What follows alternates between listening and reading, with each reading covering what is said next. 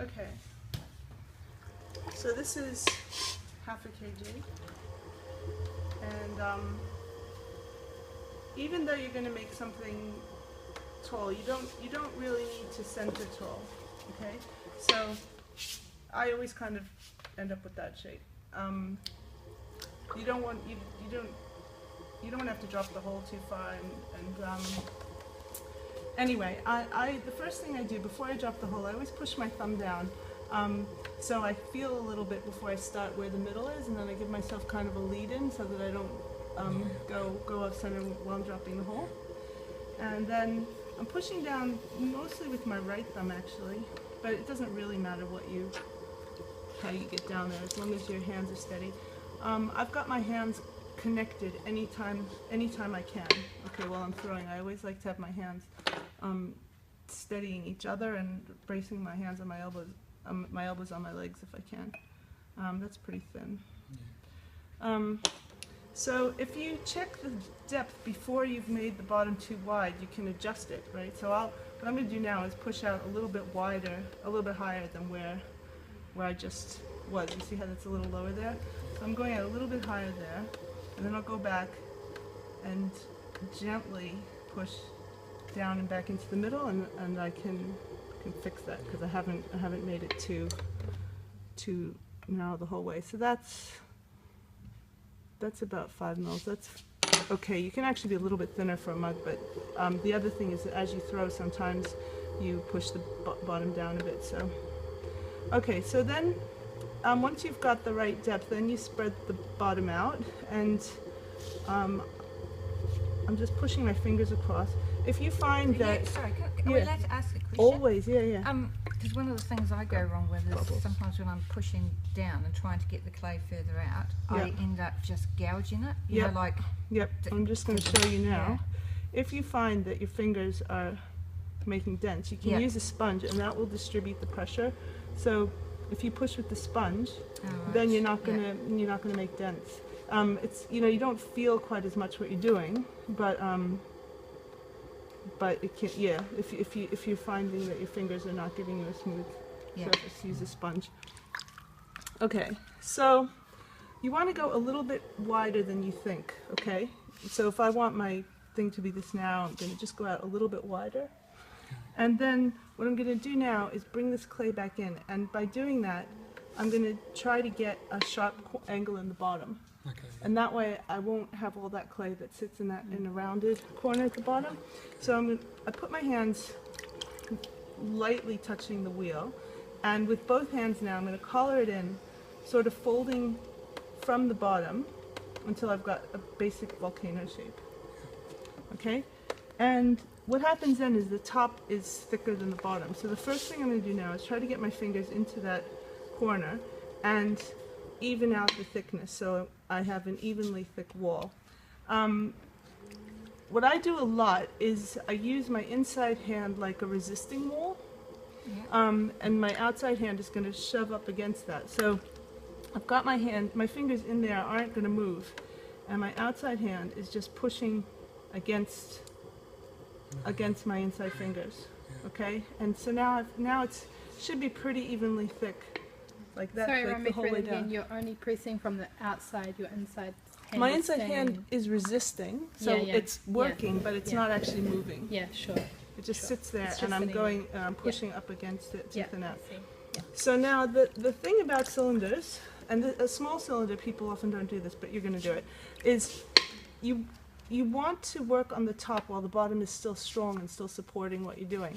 So throw the top half first. So I'm going to come in with my fingers here and start about here and push in, and I'm pushing against my inside hand. So my inside hand, I'm using this side there, and I'm using pads of my fingers there. I've always got my fingers flexed. The way I've tried to describe it is when you shampoo your head, the part of your fingers that you're using to shampoo with, it's not the very tip, but it's also not the pads. It's that flexed kind of thing that gives your fingers some strength.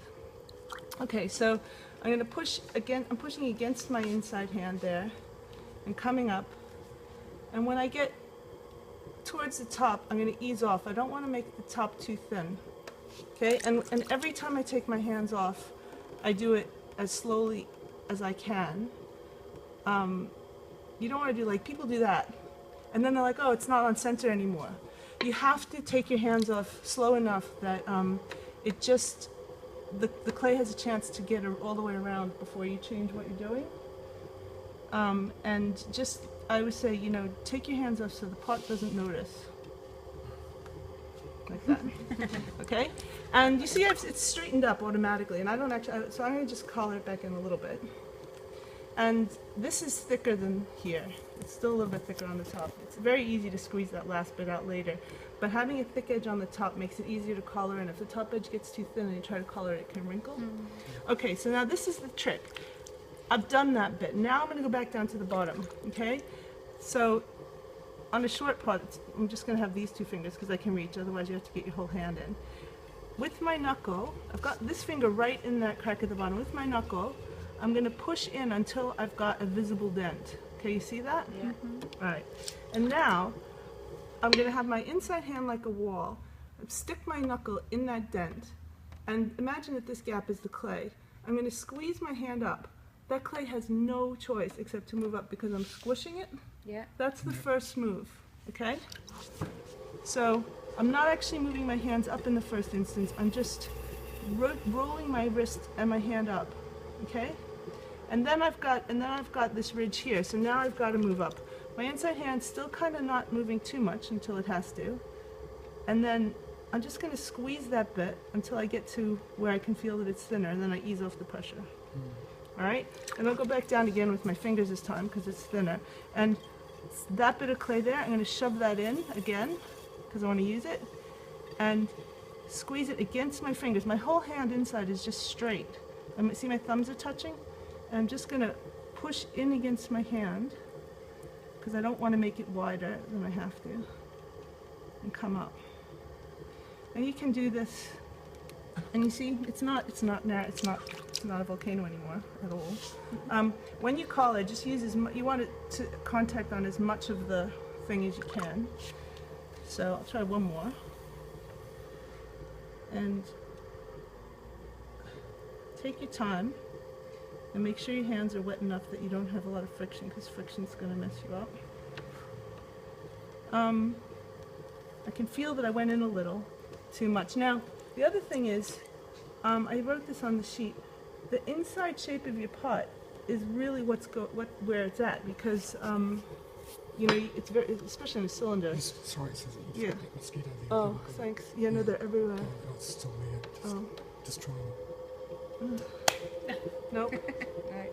Sorry. Oh well, no thanks. Yeah, no, it's already bit me. Anyway, sorry. okay, so, yeah, so just... Okay, so now that's probably all I'm going to get out of that.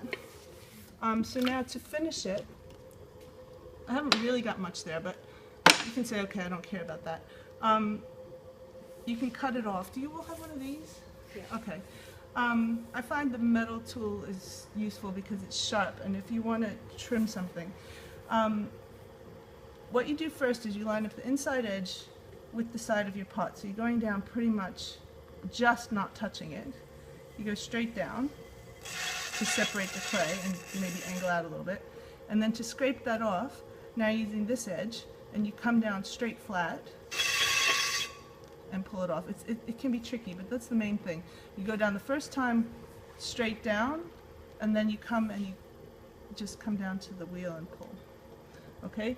And then the final thing is to dry off the outside, and if you want it to be not having finger, I mean, if you want finger marks, then you have to take it off more carefully. But if you want to fix it up and take it off without messing it up, here, let's say I've got some dents, okay?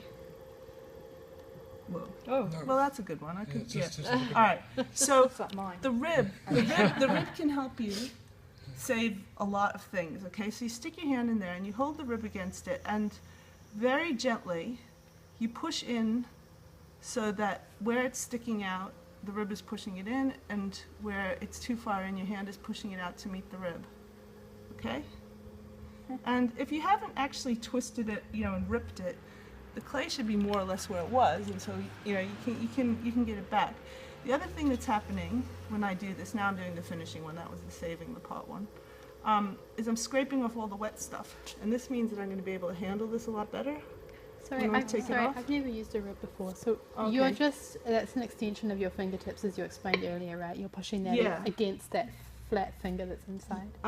Yes, Yeah, yes. sure. Yep. Well, actually now I'm using my, it's kind of switched because this is the flat. Oh yeah, you're So now moving I'm your using, finger now up I'm against using my it. finger on that inside. Yeah, to, sure. to feel a little bit better what I'm Yeah. doing, what I'm Mhm. doing there. Mhm.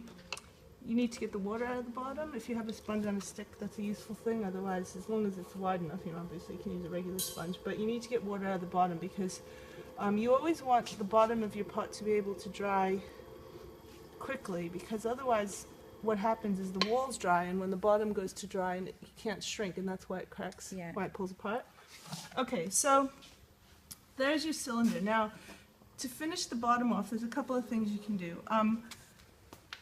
Even if you want something to look completely straight, it's nice to have a little bit of a bevel at the bottom, because that gives you a shadow. When it sits on the table, it just kind of lifts it a tiny bit. So the most basic, and also to cut it off the wheel, it's easy. So the most basic thing, I'm just going in on an angle there and cutting underneath, and that's still going to read completely straight. You know, that nobody's going to say that's not completely straight, but now you see it's just got that little bit of gap.